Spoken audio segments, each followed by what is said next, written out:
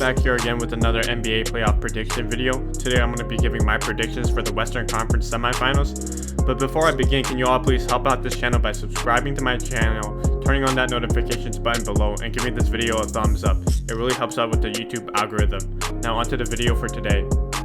For this video, I'm going to be giving my predictions for the Western Conference Semifinals. Also, at this moment I'm recording the videos, both series are tied at 1 game apiece. The Lakers came off an easy defeat over the Portland Trail Blazers in just 5 games and were well rested before the series even started, as compared to the Rockets. That series against the Trail Blazers was a disappointment to watch because after the 4th game of the series, Damian Lillard got a knee injury and had to leave the bubble.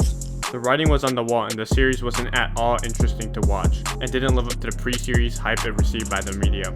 The Rockets, on the other hand, came off a nail-biting last-second victory against the scrappy Thunder team led by former point guard Chris Paul. Against the Thunder, the Rockets' offense was sloppy.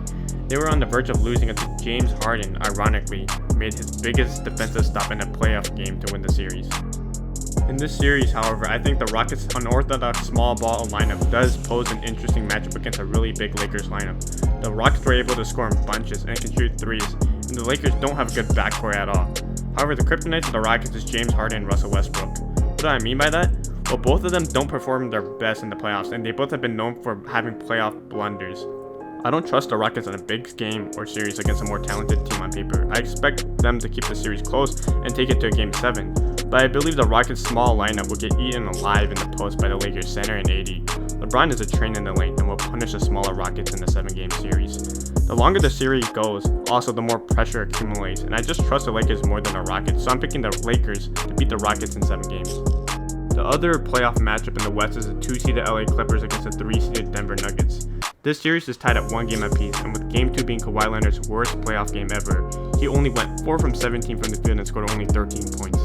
The Clippers have the deepest team in the playoffs, and I think in this series, Kawhi Leonard won't have another game like the one he had just in Game 2. The Nuggets played their hearts out against the Utah Jazz and overcame a 3-1 hole. The Nuggets did just clobber the Clippers in Game 2, but I feel that their 7-game series against the Jazz would take a toll on them in this Clippers matchup. The Nuggets have really good young talent, and Jamal Murray broke out in the last series.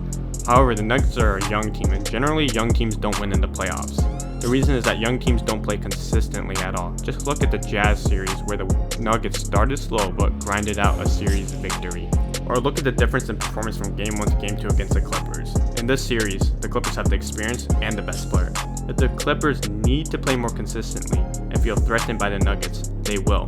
The Nuggets don't have anyone who can guard Kawhi, and that means big trouble for the Nuggets for the rest of the series. I have the Clippers winning in 6 games against the Nuggets. So in conclusion, I have the Lakers winning in 7 games and the Clippers dismantling the Nuggets in 6 games. The Clippers versus Lakers Western Conference Final is the matchup we all wanted before this season, and I still believe that will happen.